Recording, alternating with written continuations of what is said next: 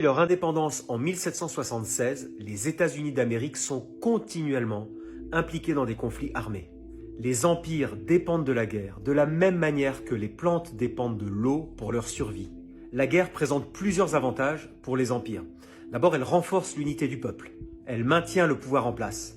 Elle enrichit les élites et détourne l'attention des citoyens des véritables problèmes du pays. Voici pour vous un petit florilège de toutes les guerres menées par les États-Unis d'Amérique au XXe siècle. Entre 1903 et 1910, guerre à la Colombie, à la République dominicaine, au Honduras et à Cuba.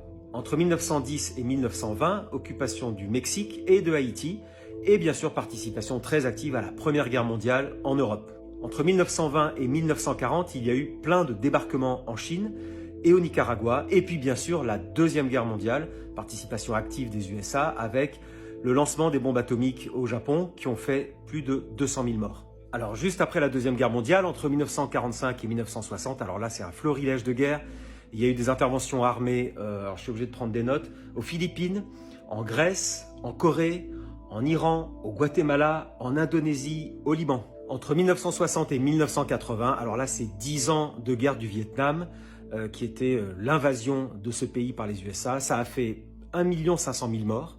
Entre 1980 et 2000, il y a eu l'invasion du Panama et la destitution de nombreux gouvernements dans plein de pays en Amérique du Sud. Il y a eu à cette période beaucoup de bombardements au Liban et des destitutions aussi aux Philippines. Et puis bien sûr, c'est la première guerre du Golfe avec des bombardements sur l'Irak. Et ensuite, surtout cet embargo sur la nourriture et les médicaments qui a fait plus de 1 million de morts en Irak. Depuis l'an 2000, c'est la deuxième guerre du Golfe. Les USA envahissent l'Irak et font dans cette guerre plus de 1 million de morts.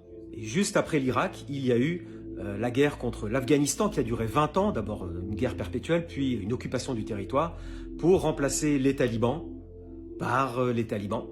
Ah, cette idée très occidentale d'apporter la démocratie par les bombes. Alors conclusion, voilà le prix que les autres doivent payer pour que les États-Unis d'Amérique préservent leur empire intact. Non. Et on appelle ça une société civilisée.